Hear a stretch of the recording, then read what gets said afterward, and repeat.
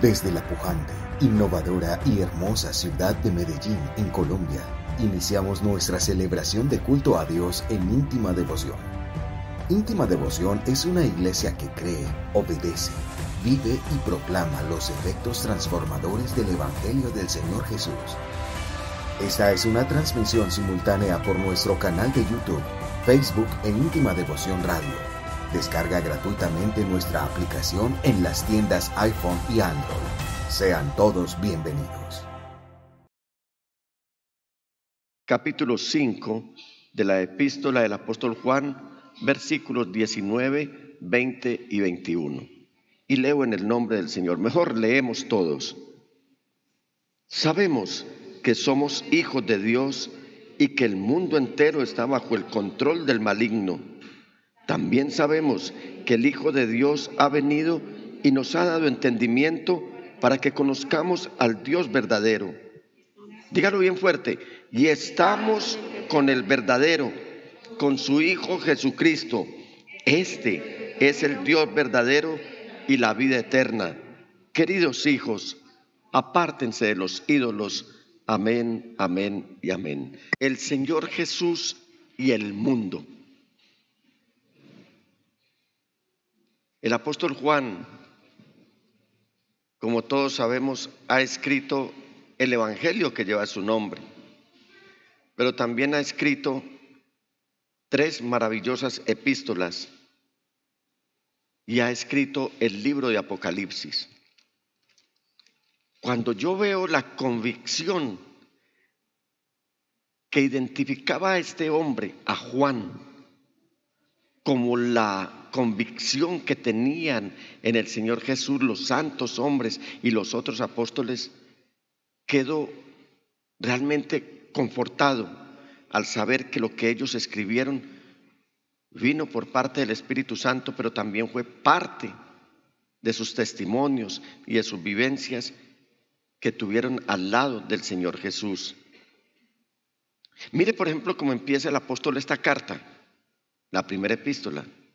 Él dice algo tan importante, lo que ha sido desde el principio, y esto hay que resaltarlo, lo que hemos oído, lo que hemos visto con nuestros propios ojos, lo que hemos contemplado, ya ahí habla en el Espíritu, lo que hemos tocado con las manos, esto les anunciamos respecto al Verbo que es vida.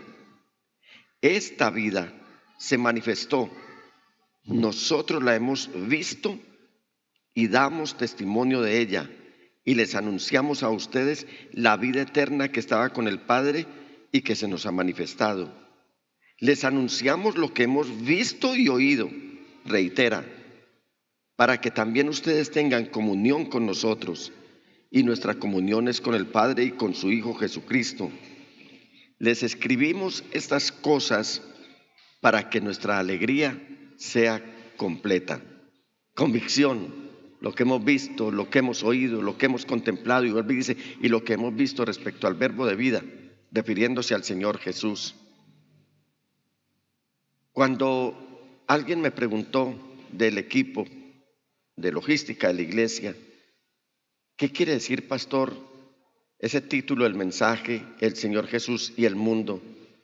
Porque tenemos esa convicción de que el mundo es otra cosa totalmente al Señor Jesús. Fue inevitable para mí decirle, como les digo a ustedes en esta noche, que vamos a desglosar primero que todo esa palabra mundo. La palabra mundo. ¿Qué es el mundo? El mundo desde el punto de vista bíblico, que se refiere a la gente. El mundo que se refiere a la creación, pero al mundo que está rigiendo los destinos y los hilos de este mundo, del cual acabamos de leer aquí en la epístola del apóstol Juan, cuando dice que el mundo está bajo el control del maligno. Vamos a ver cuál mundo. No es el mundo refiriéndose a la gente, porque la gente, aunque es opositora a Dios, A esa gente es que nosotros podemos llegarle con las noticias, con las buenas nuevas de salvación en el Evangelio de Dios, presentándoles a Jesucristo. Cuando la Biblia se refiere al mundo para identificar la gente, he tomado 2 de muchos versículos que hay en las Sagradas Escrituras. El libro de Job, en el capítulo 35 y versículo 10, está diciendo: todo el mundo clama bajo el peso de la opresión y pide ser librado del brazo del poderoso. ¿A qué mundo se está refiriendo ahí? A la gente. A la gente. ¿Han oído ustedes decir cuando pasa algo públicamente, que alguien tuvo un accidente, alguien cometió un error, alguien fue sometido a la pifia de la gente, a la crítica? Entonces dicen, y todo el mundo le hizo una crítica, y si se cayó, y todo el mundo vio, y todo el mundo se rió, por referirse a la gente. La Biblia dice aquí en el libro de Job, identificando al mundo como la gente, en el capítulo 35 y versículo 10 que acabamos de leer. Pero si usted va 2 capítulos más adelante, en el capítulo 37 y versículo 8, dice de Dios el Señor, que Él hace que todo el mundo se encierre para que todos reconozcan sus obras. ¿A cuál mundo se está refiriendo ahí la palabra del Señor? Repito, a la gente. Ahora, ¿cuándo nos habla la Biblia refiriéndose al mundo, pero identificándolo con lo que es el cosmos o la creación? Vamos a leer algunos textos también. En el primer libro de Samuel, en el capítulo 2, versículo 8, dice que el Señor levanta del polvo al desvalido y saca del basurero al pobre para sentarlos en medio de príncipes y darles un trono esplendoroso. Del Señor son los fundamentos de la creación, sobre ellos afianzó el mundo. Entonces, ¿a cuál mundo se está refiriendo ahí, hermanos? Al cosmos, a la creación. Si vamos al Salmo 89, versículo 11, dice el salmista allí: tuyo es el cielo y tuya la tierra, tú fundaste el mundo y todo lo que contiene.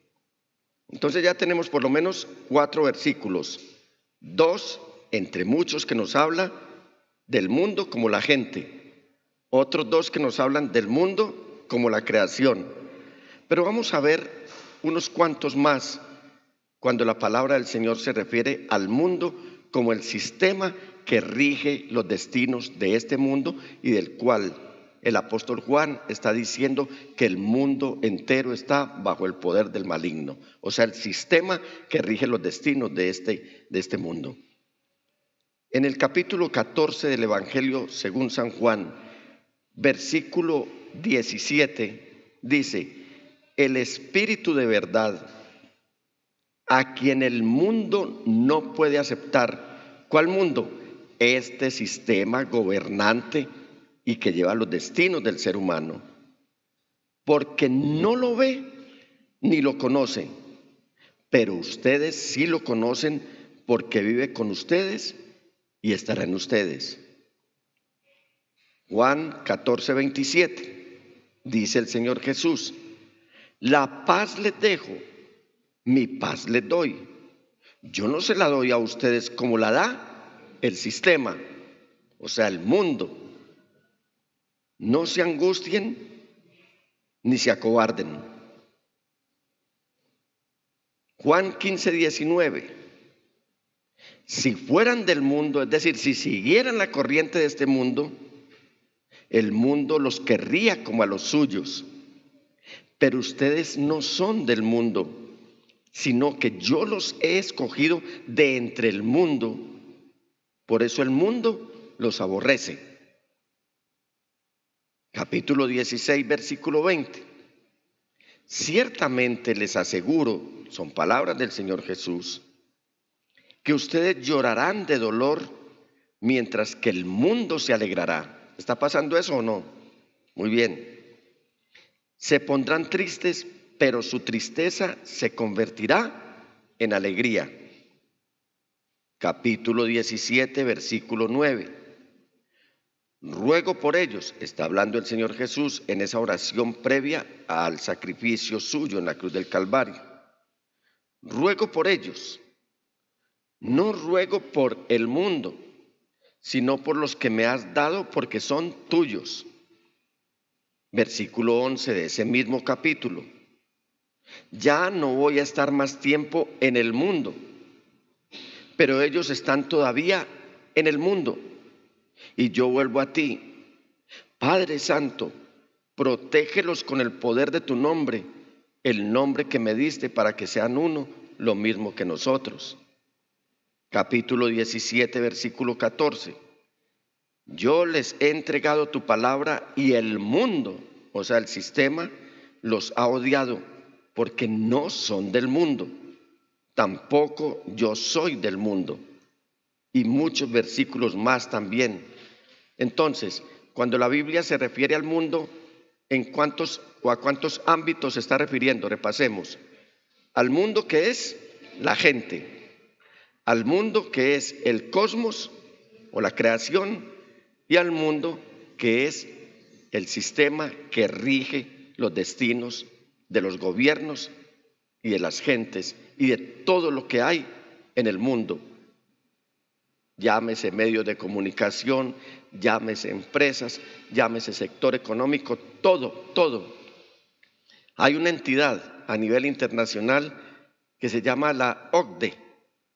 Ella, a través del Fondo Monetario Internacional y el Banco Mundial, son los que rigen los destinos de este mundo, imponiendo sobre los gobiernos el sistema a llevar a cabo a través de los impuestos y de todo lo que tiene que ver con la economía. Todo eso es a lo que nosotros nos estamos enfrentando y en medio de quienes estamos viviendo. Estamos muy al estilo Daniel en medio del foso de los leones, hablo de la iglesia, o estamos muy al estilo Sadrach, Mesach y Abednego, cuando el horno fue calentado 7 veces más para destruirlos, porque ellos se opusieron ante Nabucodonosor, el representante del sistema reinante en ese momento, el emperador, el único que podía disponer de la vida de los seres humanos. No era un gobernante Nabucodonosor solamente de una región, él gobernaba los hilos del mundo conocido. Entonces, cuando Sadrach, Mesach y Abednego le dicen al rey frente a esa imposición que les estaba haciendo, se tienen que postrar ante mi estatua. Entonces ellos le dicen, mire, tenemos un Dios que nos va a librar de su mano, oh rey, pero no nos vamos a arrodillar ante su estatua. Y así Dios no nos librara de sus manos, tampoco nos vamos a postrar delante de ese ídolo que usted ha levantado.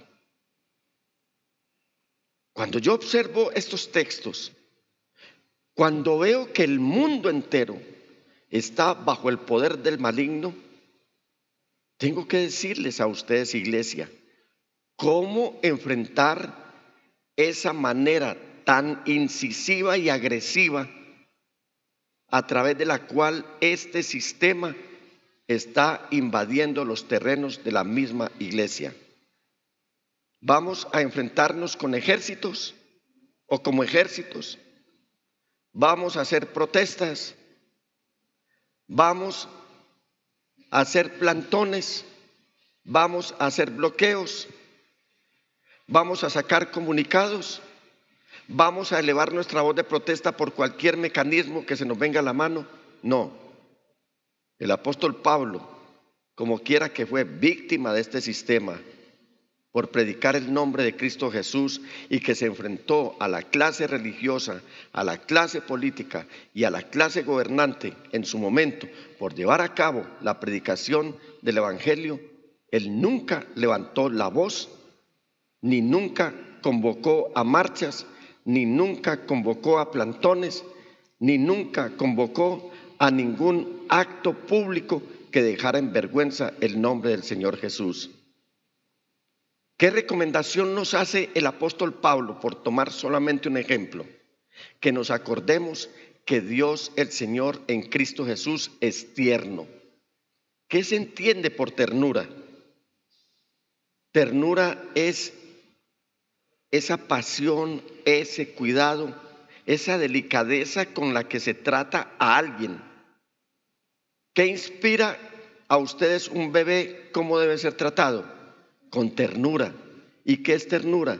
Es protección, es cuidado, es estar atento a sus necesidades, es inclusive tener la capacidad de interpretar el idioma de los niños, cuando el llanto es por fatiga, cuando el llanto es por un cólico, cuando el llanto es por cansancio, cuando el llanto es por sueño, o simplemente cuando el llanto es por llamar la atención.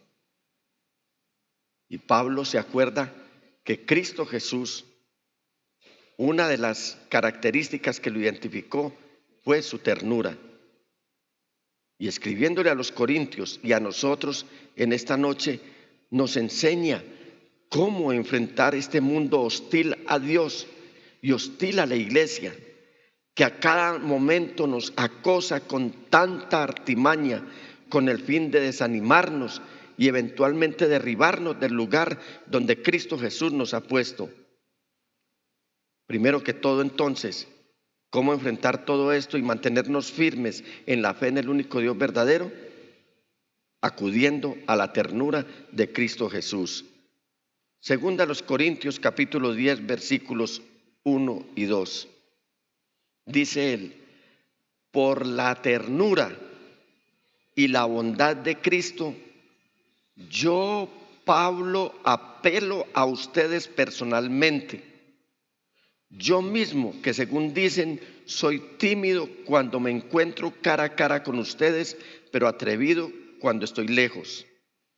Les ruego que cuando vaya no tenga que ser atrevido como me he propuesto ser con algunos que opinan que vivimos según criterios meramente humanos. Estaba recordando un episodio que viví y tal vez se los he contado en otras ocasiones, en las que vi como a un hombre en el centro, a un taxista, un guarda de tránsito le fue a imponer un comparendo porque estaba mal estacionado, o por lo menos estaba recogiendo pasajeros. Creo que eran nosotros que nos estaba recogiendo, y apareció ese guarda de tránsito y le va a imponer ese comparendo. Yo le dije: deja de ser injusto. Cuando eso yo era muy carnal. Todavía lo soy. Todavía tengo que regañar al viejo, de acuerdo al devocional que hice esta mañana. Tengo que pelear con este viejo, con el viejo hombre, llamarle la atención, porque es el primero que me incita a caer en todo esto de desagradar a Dios. En fin, que no me sé salir de la ropa. Ese día me salí de la ropa. Yo no me salgo de la ropa. Pasó la cosa, finalmente el señor del tránsito, yo no sé por qué razón, no impuso el comparendo. Quizás era un acto de injusticia, no sé. Pero pasados unos días fui a una reunión de pastores. Había conmigo 60, 70 pastores más. Y yo todo consagrado, todo ferviente, todo fervoroso. Y en un break, en un descanso de la reunión, se me acercó un pastor mayor y me dice: pastor, te vi muy alterado, ¿qué día? Ahí en el Parque Berrío.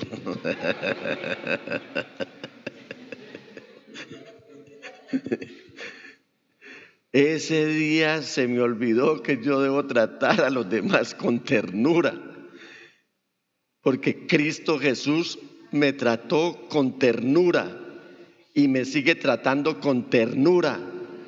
No sé si a usted, pero a mí Él me trata con ternura, y de esa ternura aprendieron los santos hombres de Dios como Pablo, que siendo perseguido por el sistema imperial romano, nunca provocó a la iglesia a decirles que se salieran de la ropa y que salieran a marchar o que salieran a hacer escándalos callejeros como cualquier vulgar persona, sino que se acordaran de la ternura de Cristo. He encontrado algunos textos de la palabra del Señor que me hablan de la ternura y que debo estar, de la ternura de Dios, y que debo estar recordando constantemente para ver cómo voy matando a este viejo hombre. Ahora, yo no sé si eso me pasa solamente a mí. Yo creo que la iglesia es perfectamente santa. La iglesia es pacífica. La iglesia, inclusive, en algunos ámbitos, es tratada de ingenua. Posiblemente que eso suceda. Pero yo estoy en este trabajo. Y esto es como un trabajo de parto. Pero un trabajo de parto al revés. Matando al ser que ahora tengo para que nazca el otro. Entonces, en el capítulo 25, versículo 6, el salmista está diciendo: acuérdate, Señor, de tu ternura y gran amor que siempre me has mostrado. En el capítulo 116 de los Salmos dice el salmista: el Señor es compasivo y justo, nuestro Dios es parte ternura, es todo ternura. Porque es que a veces nosotros tenemos como tentáculos, se nos sale la ternura para un lado, se nos sale la ira por el otro, el coraje por el otro, y finalmente no sabemos ni cuál es la cola, ni cuáles son las manos, ni cuáles son los pies, nos descomponemos del todo.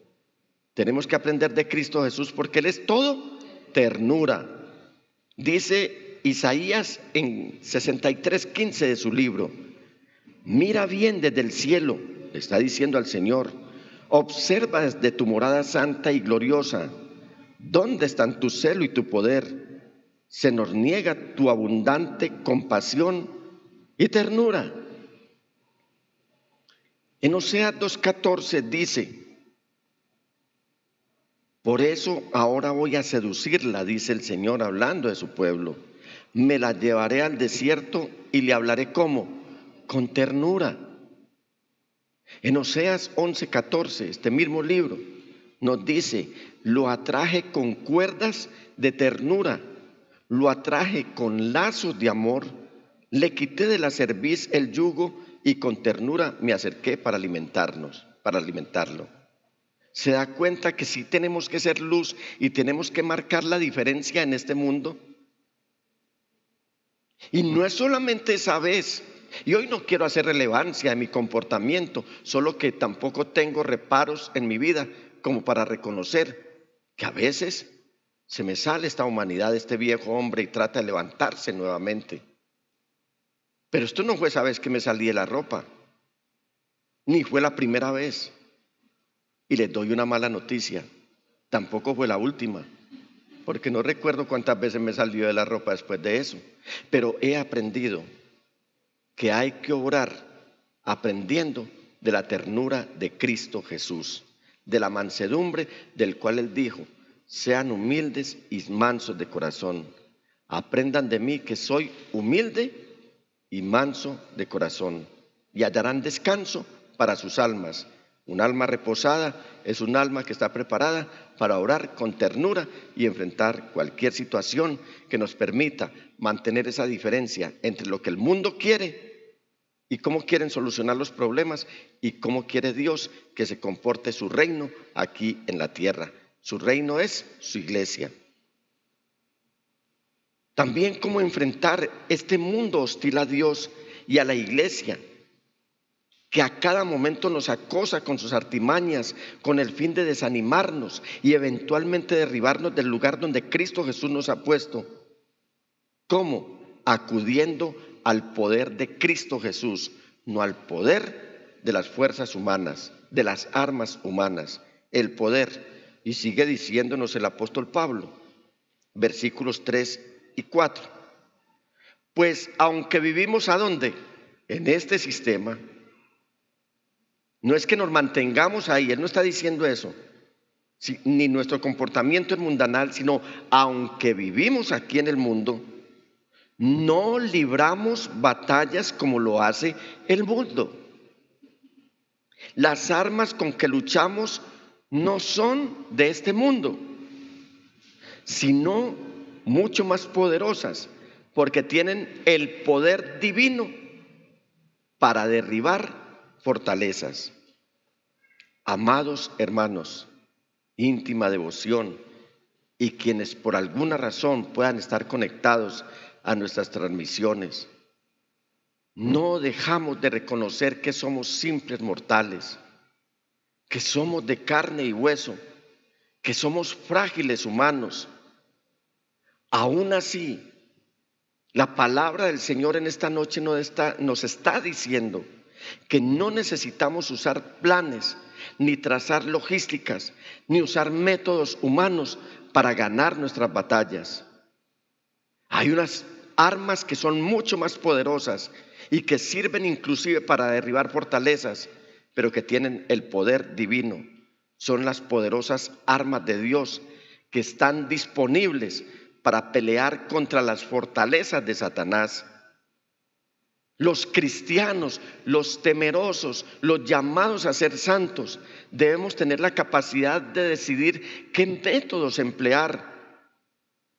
Si los que Dios nos está dando a través de esas armas para derribar fortalezas, o las armas a través de las cuales este sistema mundanal nos quiere hacer volver al comportamiento de ellos, para hacernos caer de la presencia del Señor. No olvidemos que las armas con las que nos dota el Señor Jesús son efectivas, y les voy a mencionar algunas. La primera arma, la palabra de Dios. Y volvemos otra vez aquí. La palabra de Dios. Esta es la primera arma. Hace poco estuvimos en el encuentro de hombres, hace 2 días, y oí a uno de los 2 conferencistas decir que debemos acercarnos a la palabra del Señor sin aburrimiento. Y eso me quedó sonando, y mientras los escuchaba yo dije, qué bueno poder hacer un DOFA para poder entregarle a la iglesia y decirles cómo debemos acercarnos a la palabra del Señor. ¿Cómo debemos usar esta arma? Debemos usarla, dígalo bien fuerte, diariamente, ordenadamente, fervientemente y alegremente. Cada vez que nos acerquemos a la palabra del Señor, sintamos regocijo por ese honor que el Señor nos da de poder recibir y acercarnos a la palabra de Dios. No queremos ser de esas corrientes que se acercan a las Escrituras con pereza o con aburrimiento. Cada vez que nos acercamos a la palabra del Señor, nos estamos acercando al arma más poderosa que Dios puede darnos para poder hacer frente a este sistema mundanal y no defraudar a Dios. Entonces, la primera arma que el Señor nos da es su eterna palabra. La segunda es su Espíritu Santo. La tercera es la oración. La cuarta es la fe, de la cual hablaremos en mañanas íntima devoción, si Dios quiere. Otra arma es la esperanza. Otra arma es el amor. Otra arma es la comunión con los hermanos. Otra arma es el servicio con Él. No para Él, sino con Él. Iglesia, cuando se pierde la esperanza, cuando se pierde la confianza, cuando se pierde la fe, se pierde el amor. Dejamos de amar a Dios, y ahí es donde aparece la queja del Señor cuando nos dice, pero tengo contra ti que has dejado tu primer amor. ¿Por qué se pierde el primer amor? Porque se pierde la esperanza, con ella la confianza, con ella la fe, y quien pierde la esperanza, pierde la confianza y pierde la fe, el siguiente paso es que deja de amar. Estas armas y otras más que seguramente usted puede agregar a este listado con toda libertad, pueden destruir el argumento de la soberbia humana. Esa soberbia humana que se está levantando todos los días contra Dios. Y esa soberbia humana que está levantando todos los días muros que Satanás construye para que la gente no encuentre al Señor Jesús.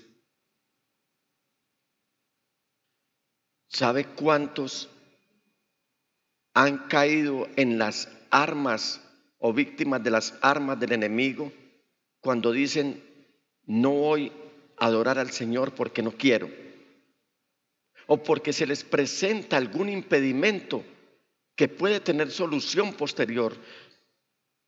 Cuando negocian la adoración a Dios por cualquier cosa, están cayendo en las trampas que el enemigo, a través de esas armas, quiere robarle a usted la íntima devoción con Dios.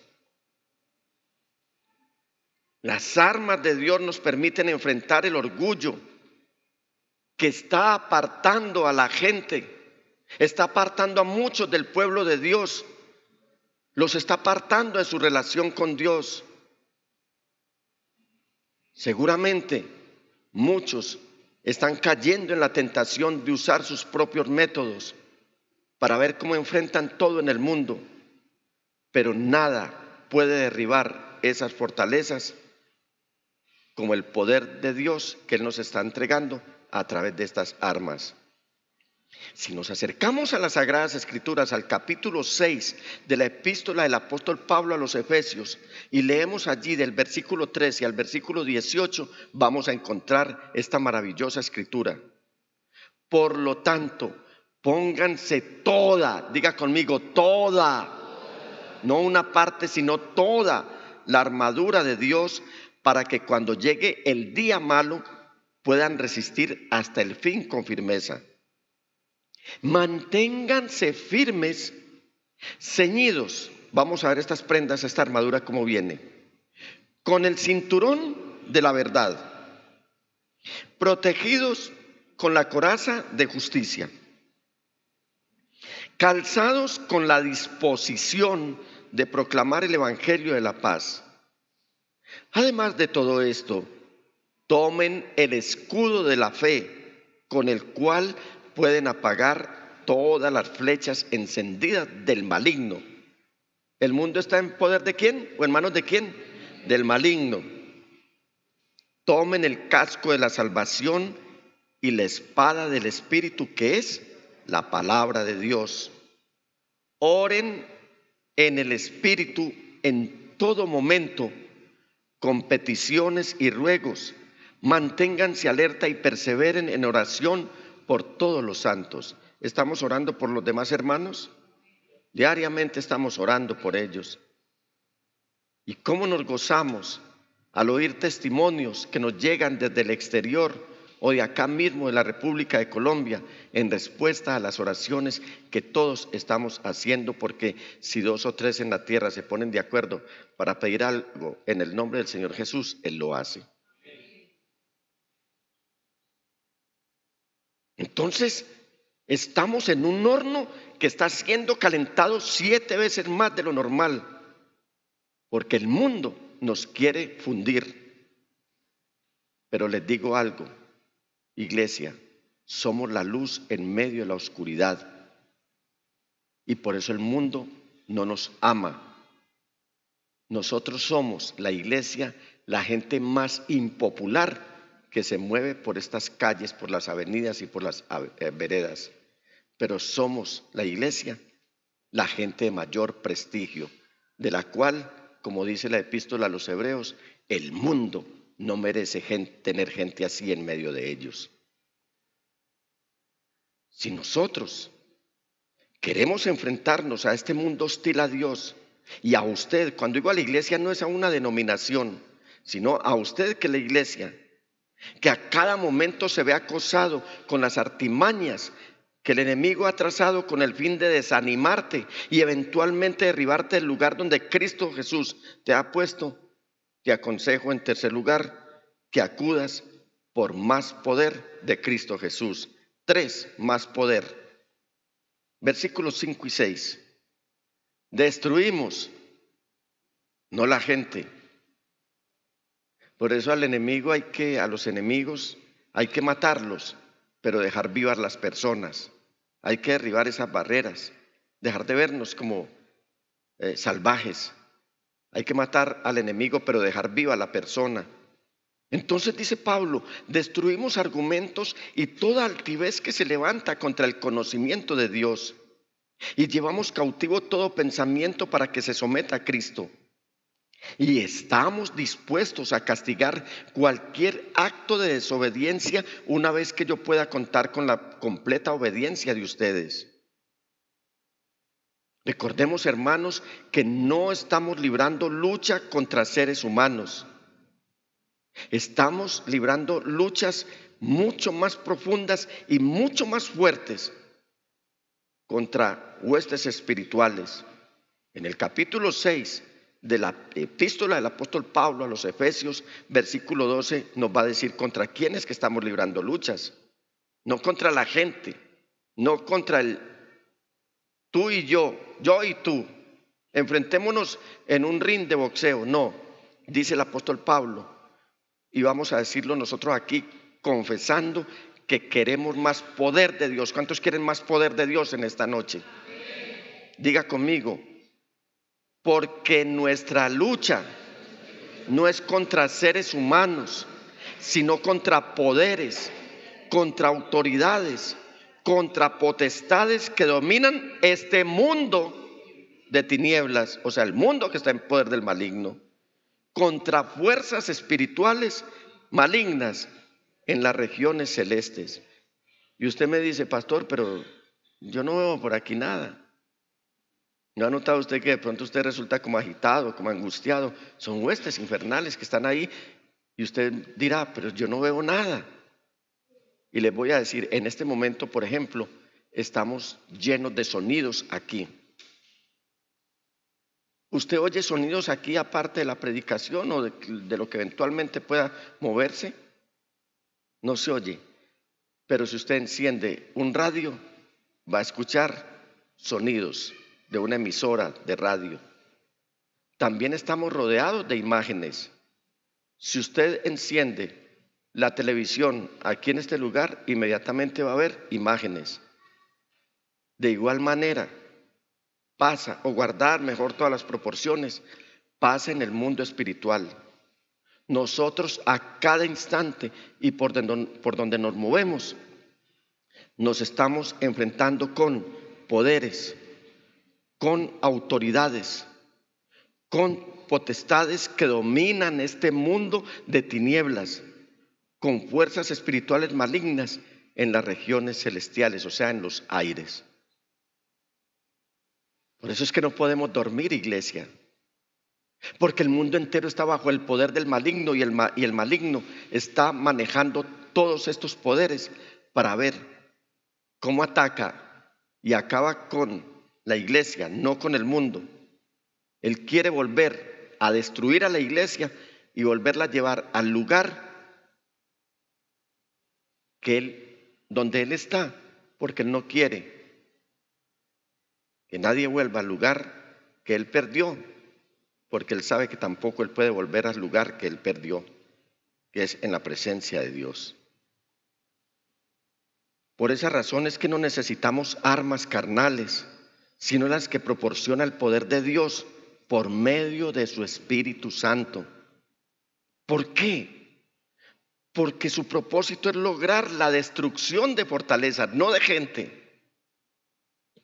Todo lo que se oponga a la voluntad de Dios es lo que el Señor nos permite que hagamos al usar estas armas que vienen con poder divino para derribar fortalezas, derribar todo lo que se oponga a la voluntad de Dios. Y como el mundo entero está bajo el poder del maligno, entonces tenemos que enfrentar a este mundo mientras vamos camino a la salvación. Entre esos ingredientes está la santidad sin la cual nadie verá al Señor. ¿Qué es santidad? Limpieza de pensamiento, pureza de corazón e integridad de nuestro caminar. Y es que este camino por donde andamos se llama camino de santidad, como nos lo dice el profeta Isaías en el capítulo 35, versículo 8. Será llamado este camino de santidad. No puede andar el inmundo por él, y el que ande por este camino, por torpe que sea, no se desviará de él. Cuando dice torpe se refiere también a la oveja, porque la ovejita es el animal más torpecito. Usted no ha visto que las ovejas hoy están alegres, hoy no quieren salir de la iglesia, mañana no quieren venir a la iglesia, hoy quieren orar y orar y orar y orar, mañana no quieren orar. Y por eso es que es el único animalito que necesita un pastor 24/7.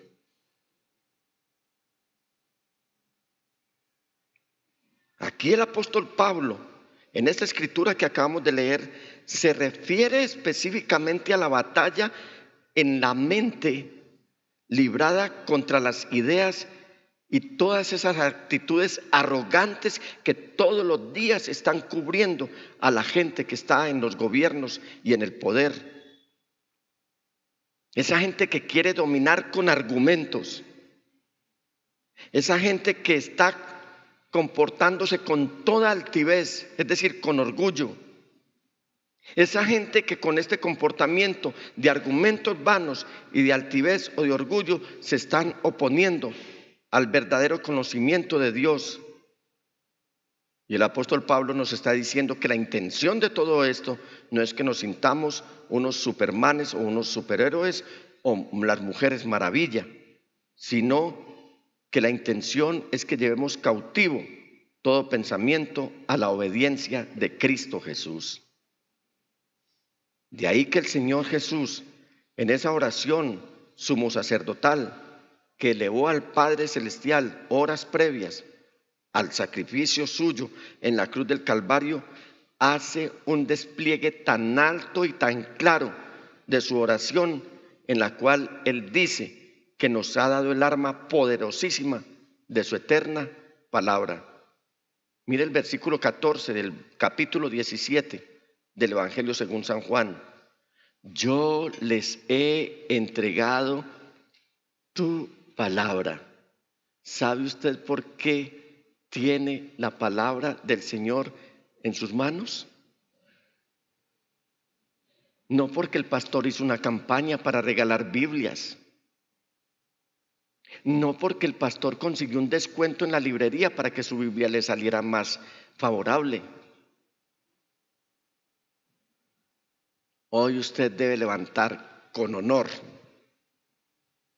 este sagrado libro, porque no se lo entregó nadie, absolutamente nadie, distinto al Señor Jesús. Usted tiene la palabra del Señor, es porque Él se la entregó. Mire cómo dice, yo les he entregado tu palabra. ¿Y sabe qué provocó todo esto? De vernos con la Biblia, y no de ahora, sino todo el tiempo. El odio del mundo, porque dice, y el mundo los ha odiado, porque este es el sello que nosotros llevamos como hijos de Dios, y el mundo inmediatamente nos identifica.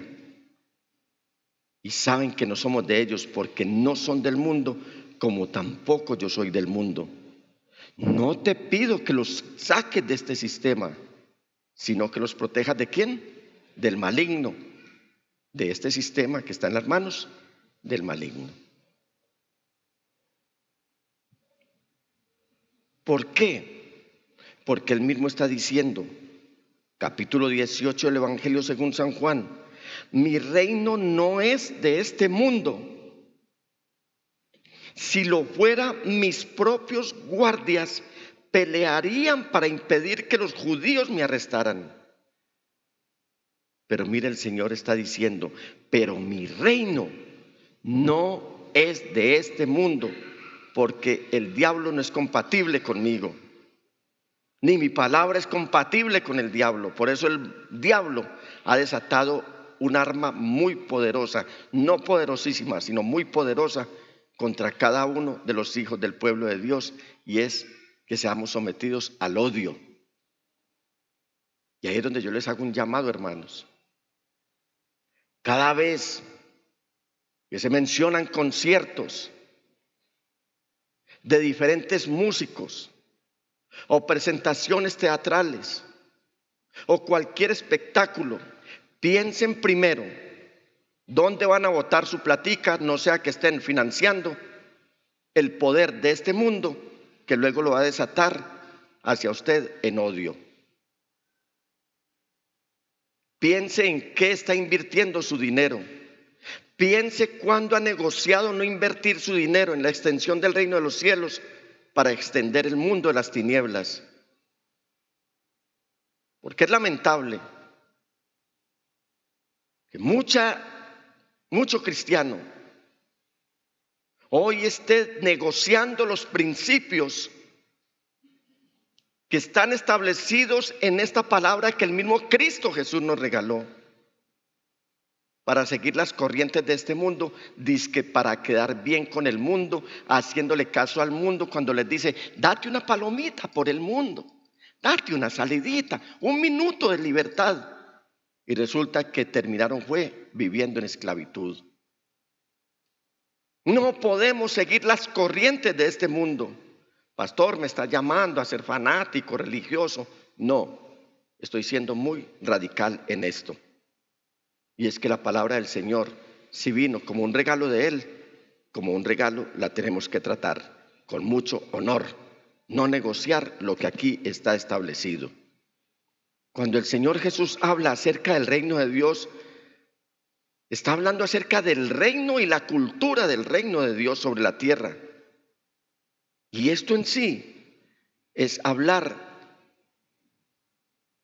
de algunas identidades o de las identidades que deben sobresalir en el reino de Dios aquí en la tierra. Entiéndase la justicia, entiéndase el amor, entiéndase la misericordia, entiéndase la economía. Piensa tú cómo estar manejando tu economía. Entiéndase todo aspecto de la vida en términos identificados, volvemos otra vez, en la palabra de Dios. ¿A quién estás haciendo caso? ¿Al mundo que te dice que negocies la palabra de Dios que recibiste de parte de Él mismo? ¿O estás haciéndole caso a Dios? Porque es que el reino de Dios no es un concepto impreciso. El reino de Dios no está sometido a imprecisiones, porque entonces dejaría de ser reino de Dios. Y entonces, si fuera sometido a estos conceptos que no tienen ninguna precisión, como los quiere hacer ver el mundo, entonces reduciríamos la palabra de Dios, reduciríamos al mismo Cristo, reduciríamos al mismo Señor Jesús al mero aspecto de lo que el mundo quiere que nosotros veamos, como ellos están viendo, o ellos están buscando que nosotros veamos a Cristo Jesús como ellos lo están viendo, como su enemigo. ¿Sabe cuál es el ser más odiado en este universo? Jesucristo el Señor. Y el Señor lo dijo, y si a mí me odiaron, a ustedes también los van a odiar. Porque si con el leño verde hicieron esto, no crean que van a hacer algo distinto con el leño seco.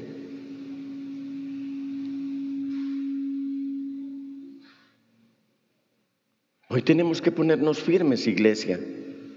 La palabra del Señor nos está diciendo que tenemos que tener un comportamiento como verdaderos hijos de Dios, como verdaderos hijos del reino de los cielos. No como la plebe. Acuérdense que en los reinos hay plebe. ¿Se han dado cuenta esos escándalos cuando algún miembro de la realeza se casa con una persona que no es de la misma realeza sino de la plebe?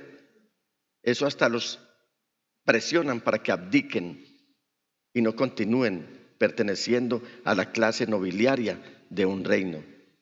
Y el Señor Jesús nos está diciendo, o la palabra del Señor nos dice, que nosotros, si somos del reino de Dios, no tenemos por qué comportarnos como la plebe. Jeremías 5:4 dice, entonces pensé, así es la plebe, siempre actúan como necios, porque no conocen el camino del Señor ni las demandas de su Dios. Entonces, si quisiéramos abarcar la rebelión del hombre en un solo sistema, sería sin duda el politeísmo que se propaga a través de los gobiernos.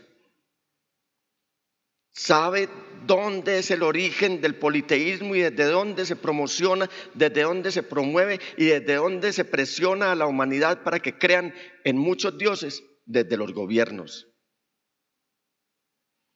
¿Ha notado usted la queja que hay en los gobiernos últimamente? Se menciona de todo tipo de dioses.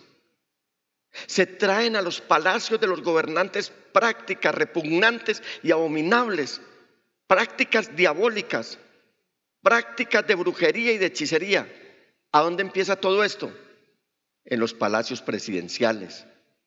Es más, los últimos gobiernos en Colombia han ido a posesionarse primero a los lugares altos de esta nación donde están los santuarios paganos, antes que posesionarse en los recintos políticos como era anteriormente. Primero le dedican este país a las deidades. Los países hoy son concentraciones del politeísmo. Y por eso, cuando en el gobierno se ve eso, es inevitable que se propague en todos los pueblos. Y esto no es nuevo, porque desde la antigüedad los gobiernos centralizados han tratado a toda costa de usurpar el lugar de Dios en la historia, haciéndose proveedores de los hombres, reclamando no solo la posición del Padre, sino del Hijo y del heredero a la vez. Este sistema que está bajo el poder del maligno vuelve al hombre dependiente e irresponsable. Ya en esto hay una gran violación al cuarto mandamiento, en donde debemos descansar. Ya no es un día para descansar. El verdadero día de descanso tiene un nombre, y ese nombre es Jesús el Señor, que dice: vengan a mí todos los que estén trabajados y cargados, que yo les doy descanso. Pero ¿sabe qué hace mucha gente que está perdiendo la fe? Vuelven a buscar el descanso en los gobiernos. ¿Y sabe qué están haciendo los gobiernos hoy? Los gobiernos totalitaristas, que hacia allá vamos, porque este mundo se tiene que preparar, lo están preparando para que reciban de buena gana el gobierno totalitarista del anticristo. Le dicen a la gente y están adoctrinando a nuestros niños en los colegios: mira, Dios no te ha dado lo que tú le estás pidiendo, pero yo sí te lo puedo dar. O sea que ¿en quién vas a creer? ¿En Dios o en mí, que te puedo suplir la necesidad inmediatamente? Tristemente, este sistema centralizado y controlador no solo se manifiesta en las agencias estatales o en dependencias del gobierno, sino que está permeando toda la vida. Muchas veces, incluso sin darnos cuenta, podemos estar viviendo dentro de la casa bajo un sistema centralizado, o asistiendo, como ya hay en Colombia, a una iglesia con una estructura piramidal basada en el modelo de un estado o de gobierno. Hoy hay pastores que se han enseñoreado de las iglesias y se creen dioses, y se han creído el cuento de que esa pirámide es tan estrechita arriba que todo el que intente escalar, si no es del agrado de ellos, inmediatamente es precipitado, arrojado al precipicio, quiero decir. Diga conmigo: el reino de Dios no es un gobierno más, no es un gobierno centralizado por una institución, sino que el reino de Dios tiene como pieza central el gobierno de Dios y a la familia como agente administrador de los bienes bajo Dios. Y es ahí donde tenemos que entender: cuando usted entra a manejar los recursos económicos bajo su gobierno y bajo su concepto, o bajo el criterio del sistema que está en poder del maligno, entonces empieza a oír: no hay que presentarle ofrendas a Dios, no hay que entregarle diezmos a Dios, tengo que invertir estos dineros en otras cosas. Hermanos, no les estoy presionando a que diezmen. El que no diezma, para mí ese no es un problema, sino el dilema de él. Algunos dicen: pastor, es que no diezmo porque no prospero. Y es lo contrario, usted no prospera porque no diezma. ¿Por qué? Porque le está haciendo caso a un decreto del enemigo que tiene el control de este mundo, en el cual le está haciendo creer que entregar los diezmos al Señor es una pérdida de tiempo. Pero aquí hay testigos, lo puedo decir a boca llena, incluyéndome, que cuando cumplimos en fe y en obediencia con entregarle a Dios lo que a Él le pertenece, nunca deja caído al justo, nunca deja caído al obediente, nunca deja caído a la persona de fe. Alabado sea el Señor.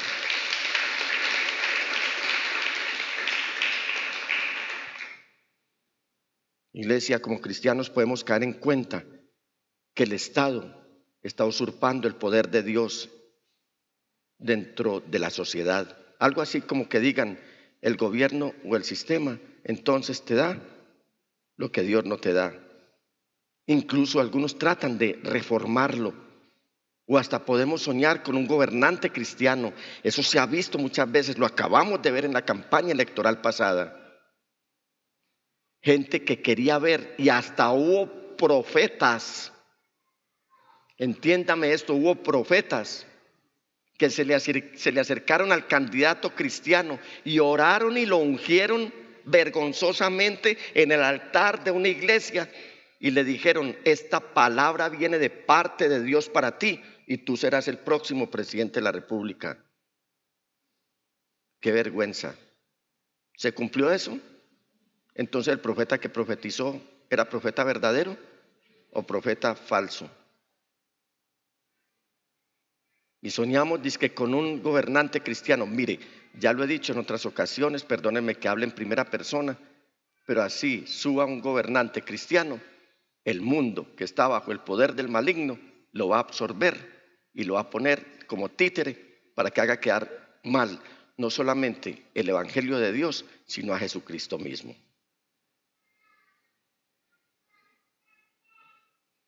He visto cómo cristianos tienen fe en movimientos políticos basados en principios bíblicos, pero aún así no es posible reformar un sistema que en principio es un sistema hostil a Dios, un sistema usurpador, así como un esposo.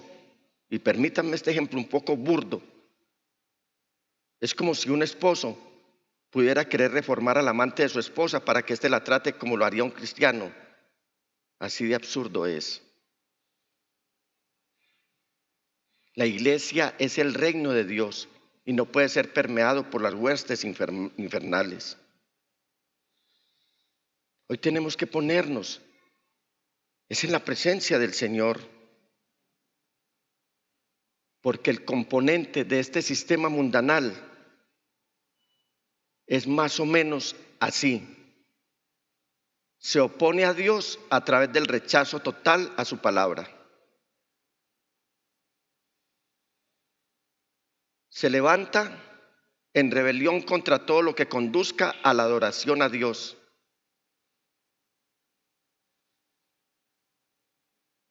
Se está llevando a cabo el adoctrinamiento cristiano. Se está llevando a la legalización para disponer de la vida, ya sea a través del aborto o de la eutanasia.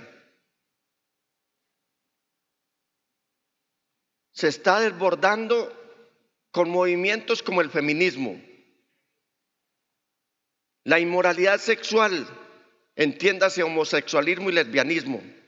Todo eso es este sistema que está bajo el poder del maligno y que se opone a Dios y que odia a quienes hemos recibido la palabra de Dios. El ateísmo viene en una abrumadora carrera. Ya hay niños que están diciéndole a otros niños, ¿quién es Dios? ¿Crees tú en Dios? ¿Quién dijo que Dios existe? Niños. Lo digo porque tengo testimonios de niños que se nos han acercado a los pastores a decirnos que sus compañeros les están diciendo, ¿cuál Dios? Dios no existe.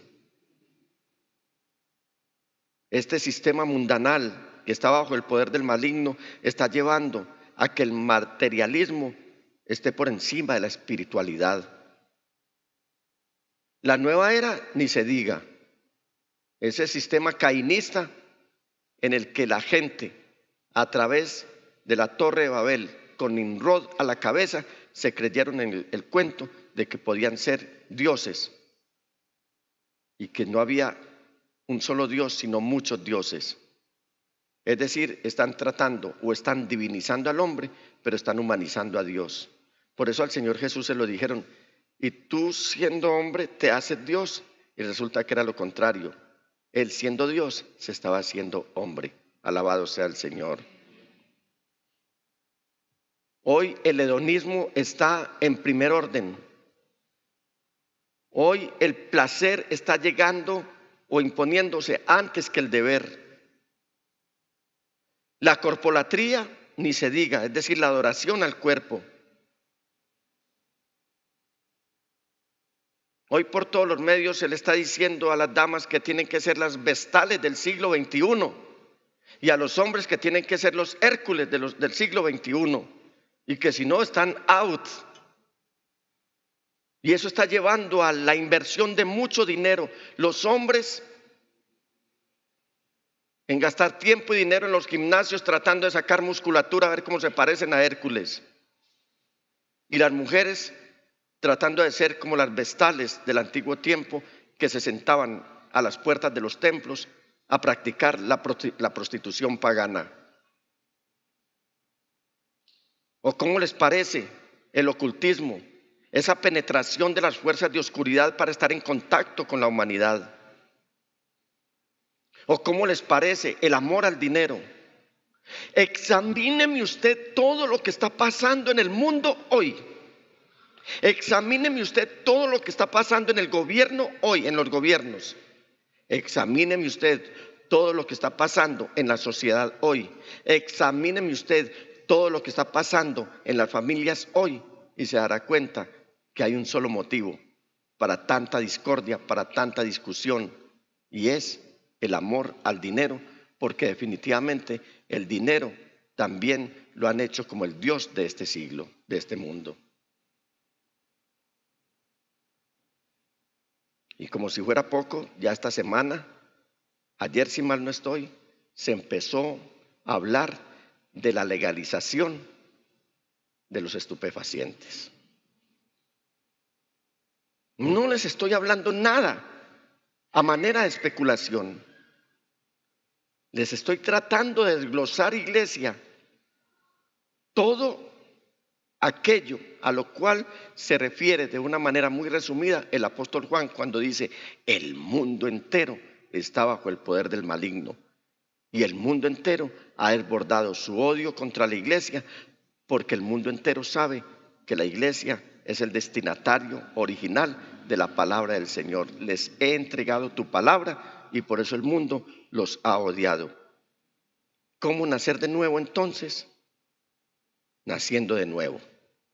¿Cómo vencer al mundo entonces? Naciendo de nuevo.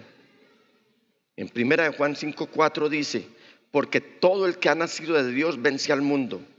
Esta es la victoria que vence al mundo, nuestra fe. En Romanos 12:1 nos está diciendo el apóstol Pablo: por lo tanto, hermanos, tomando en cuenta la misericordia de Dios, les ruego que cada uno de ustedes en adoración espiritual ofrezca su cuerpo como sacrificio vivo, santo y agradable a Dios. No se amolden al mundo actual, no se metan a la formaleta de este mundo que está bajo el poder del maligno, sino sean transformados mediante la renovación de su mente. Así podrán comprobar cuál es la voluntad de Dios, buena, agradable y perfecta.